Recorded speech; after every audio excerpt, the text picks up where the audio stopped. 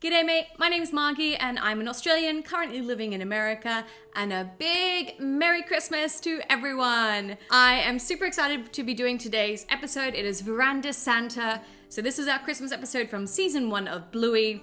I've really enjoyed doing the whole breakdowns for season 3, and I promised that I would do one for Christmas as well. So this is what I'm doing. I do unfortunately think that Ludo isn't going to drop an episode on Christmas Day. Otherwise, they probably would have advertised it by now. But I still am hoping out that maybe they'll drop a short on their official YouTube channel for Christmas Day, because they've kind of been hinting at that on social media. So if they do that, of course, I will break it down as well and react to it, because this is so much fun. And I just wanted to say a massive, massive thank you so much to everyone who has watched all my videos and has subscribed to the channel. YouTube is something that I really love doing, and especially making this content. And in case you didn't know, to get monetized, you need 4,000 watch hours and 1,000 subscribers. And thanks to you guys, I have absolutely smashed that 4,000 watch hour limit and slowly working up to that 1,000. So if you haven't subscribed, but you really enjoy this content, please, please, please, please consider it a Christmas / also birthday gift to hit that subscribe button down below. I super duper appreciate it. Otherwise, with that being said, let's just jump straight into the synopsis for Verandah Santa. It's Christmas Eve and Dad and the kids are taking turns pretending to be Santa. But when Socks nips Bluey and Bluey refuses to leave her a present, they must all learn the true meaning of being good for Christmas. So overall, I really loved this Christmas episode. It reminds me a lot of Christmas in Australia, especially what Christmas Eve is like. So on our very first opening scene, for myself, straight away I knew this was Christmas Eve. I know there was some discussion in Facebook groups because they weren't sure when it was. But typically in Australia for Christmas Eve, that's when you'll have like one half of the family over maybe. You'll have a big Christmas dinner, so maybe roast turkey, roast potatoes, gravy, all that sort of thing. A pavlova, and the kids will get together, and maybe if you're lucky you might get to open one present at midnight if you're up for that long. But yeah, we can tell here all the presents are still wrapped. It's nighttime, so it's Christmas Eve. And of course, we learn that later on in the episode because they're playing Santa as if tomorrow is Christmas. So let's break down all the amazing Easter eggs from this scene, as well as the music behind it. So this episode, unsurprisingly, has amazing music. The first song we hear is Deck the Halls.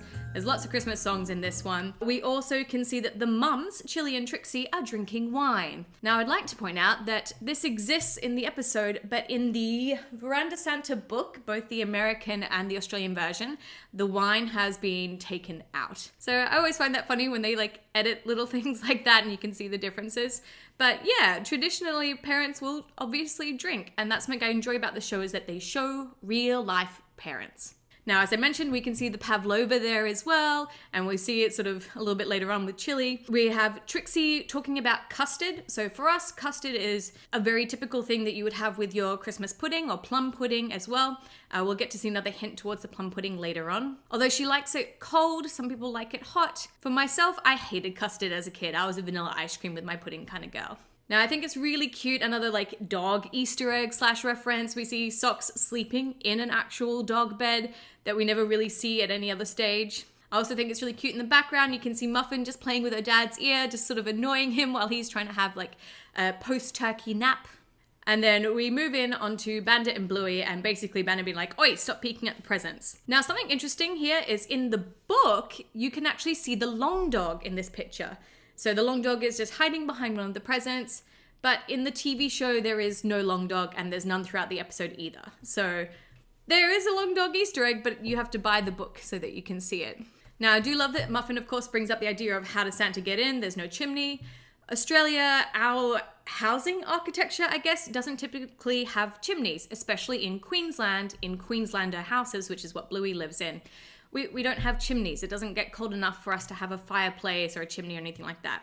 So I remember this question as a kid, always being like, oh, how does Santa get in? It's also something that I actually addressed in my own book, My Santa, Your Santa, with our Australian Santa, how he comes in. So I always find it funny that this is something that we like to bring up. And of course, they're like, he comes in through the veranda, and then Bingo surprises them all. And the look on Bandit's face is obviously gold, because he is so shocked, and yet still doesn't manage to spill any of his hot cocoa. Now we get a bit of an adult joke with Muffin jumping off the chair right onto her dad, and him just being like, there's a couple of times that we see this, with Bandit usually, so I think this is really funny seeing it with Stripe. And then if we also look at the game board that's next to Stripe as well, you can see the little pieces are dogs. So I think, again, that's a really cute dog reference. Now, this is also where we learn the idea of saying, I accept you're sorry. And for myself as a parent, I thought this was brilliant. I had never really heard someone say this before. Because usually if someone says, oh, I'm sorry, you're like, oh, yeah, okay, it's fine. I'm all right, thank you.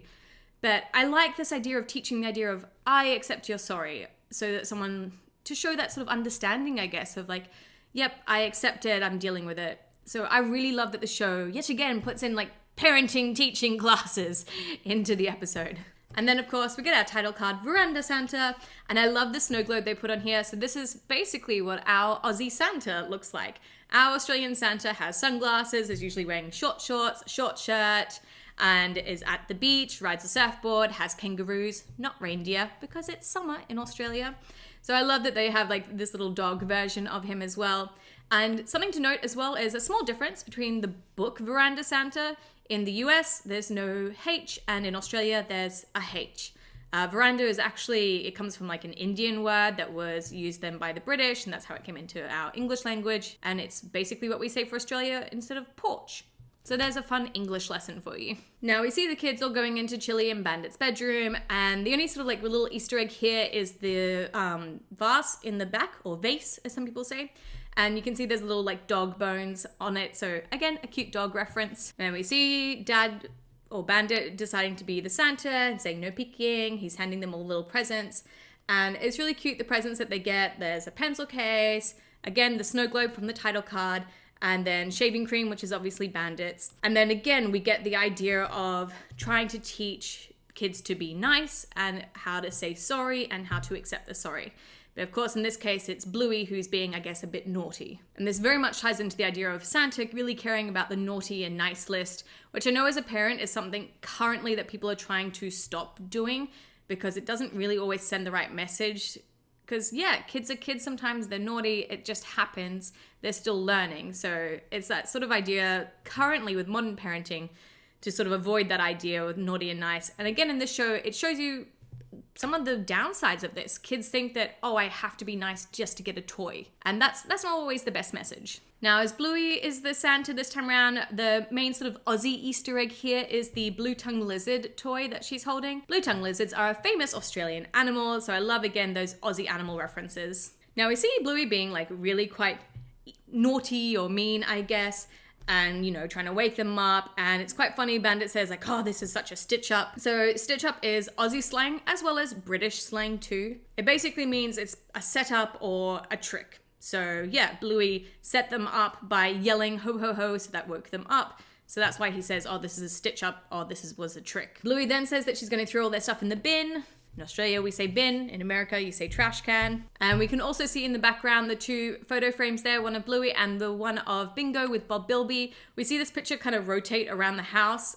Currently for season 3, from memory, it's in like the dining room that's right next to the kitchen. We then get to see the please face. This is the first time we see Bandit ever doing the please face. And of course, it's just that like gorgeous animation, slight change in the style, and I love that. And then we see Bandit starting to realize the issue with using the naughty and nice idea with Santa, and seeing that Bluey is kind of thinking that that's why she has to be good. So you can see it starting to form in Bandit's head like, oh no, this isn't what I want to teach my kid. Now I love it. We have Socks enter. She is still acting like a dog on all 4 paws. So something that we've brought up in like theory videos before on my channel and also on my TikTok is the idea of what's going on with Socks being more like a dog, but then in the episode Baby Race, Bluey being more like a regular baby. There's some continuity issues basically with that. So we created some theories about why it is, and you know, kids all develop differently and at different stages. So that's the idea, is that Socks is just developing at a different rate to what Bluey was in Baby Race. Because we find out here that she's almost 1, so that's why she still sort of acts a bit more like a dog, and that's fine. Now we also get to see our tennis ball Easter egg for this, so Socks is delivering the tennis ball to Bluey, and then of course bites her like a small dog would, and Bluey gets really upset about it. And I find it really interesting here that both Bandit and Bluey bring this up, and they say, look, Socks, we don't bite people. Now in other episodes, Bandit has said to Bluey, where he's trying to teach her about dogs being part of a pack. So I find it interesting that they both refer to themselves as dogs as well as people. I don't really know how to explain that. Of course, Bluey decides that she's gonna be Santa again, and you know it's gonna be mean-spirited, and you hear a change in the music, and this is our second Christmas song, which is the music from the Nutcracker. So you can see it sort of like coming into play with her giving everyone a toy and then refusing to give Socks a toy. So really quite mean-spirited from Bluey, which is the first time we've really seen her act this way. And I love it though, the presents that she gives out are all little Easter eggs. So Bandit gets the purple underpants from Bumpy and the Wise Old Wolfhound episode. Bingo gets the fidget spinner. I'm sure the fidget spinner's been in a title card before, and I've searched for it and I can't find it. So if you know what episode it was, please let me know in the comments down below.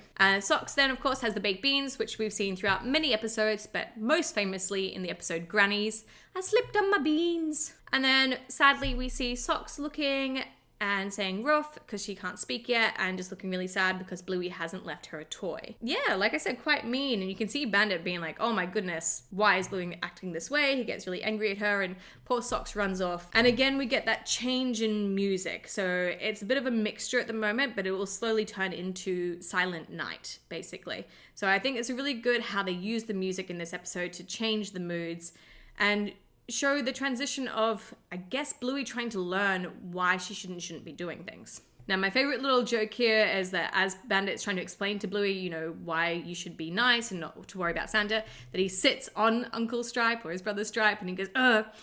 I think this is even funnier now, knowing that Bandit is sort of the middle child and Stripe is the youngest one, so he kind of gets sat on a lot in lots of different metaphorical ways. I think it's really funny to see this kind of brotherly interaction. Now, as Bandit and Chili are explaining to Bluey the whole reason for why he should be nice and not because of Santa, the one little thing I want to point out in the background is the calendar. So in season 3, we saw a different calendar in the sort of dining room kitchen area, and it only had 3 days on it, but this one has 5 days on it. And someone very smartly said in the comments below, oh, maybe this is the reason like why dogs age so fast, is because they have like shorter weekdays. Then as they all go outside, they start to teach Bluey the idea of empathy and putting yourself in someone else's shoes, basically. And I really love this lesson. I think it's one of the most important ones you can ever teach a child or anyone in general, is the idea of being able to have empathy for another person and have that understanding of how they might be seeing the world. And I love that they added this into the show. I love that you see Bluey again develop and understand. She understands how she's meant to be giving a real apology this time with real meaning behind it. And it's so cute. You see Socks' version of accepting the sorry by just licking her hand because she's still acting like a little 1-year-old dog. And it's really beautiful. You get that surge of the Silent Night music, and it's really gorgeous. And you get this amazing look at the Healer house all lit up. And there's 2 little Australian Easter eggs here, which I love. On the mailbox itself is a small little plum pudding. So as I mentioned earlier, plum pudding is like a typical dessert for us in Australia, as well as in the UK and New Zealand and a few other places. Not so much in America though, which I was really devastated about because it's, yeah, my traditional Christmas dessert, basically. So I love that they put that in there. And then we see on the tree in the back a little like koala with a Santa hat climbing up, and you get just a really cute ending with all the family together, just sinisterly plotting against poor Bandit and attacking him with pillows. And then we get another beautiful full picture of the house, and we have Santa with the kangaroos, not reindeer, as I had mentioned earlier. And someone on the Bluey Locations Instagram page had pointed out that maybe this is a bit of a shout out to Brisbane Government House and how they light up the house there, because it's also a Queenslander. So I think that's a really cool little Brisbane location Easter egg. And then we see the night sky as it pulls back, and of course the typical North Star right in the middle, which is associated with Christmas.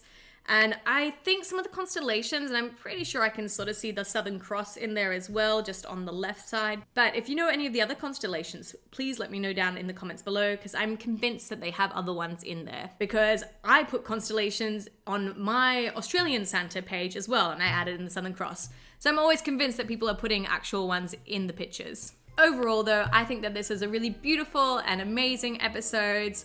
I love that they included so many of the Australian traditions almost in it, and like little shout outs to what Christmas is like for us in Australia. Followed up of course with season 2 with Christmas Swim, which again I think is a brilliant show of what a summer Christmas looks like for us in Australia. But that's for a different breakdown. Overall though, do you love Verandah Santa? Which one would you say that you like more, Verandah Santa or Christmas Swim? Let me know in the comments down below why you like those. Again, if you haven't hit that subscribe button, please, please, please do. We're almost at 700 subscribers now, so that would be amazing Christmas present to get to 1,000 as well. Don't forget to hit that like button and have an incredible Merry Christmas and a Happy New Year. And I will be back in the new year with more Bluey content, as well as Australian versus American content too. So I'll see you then. Mwah! Bye!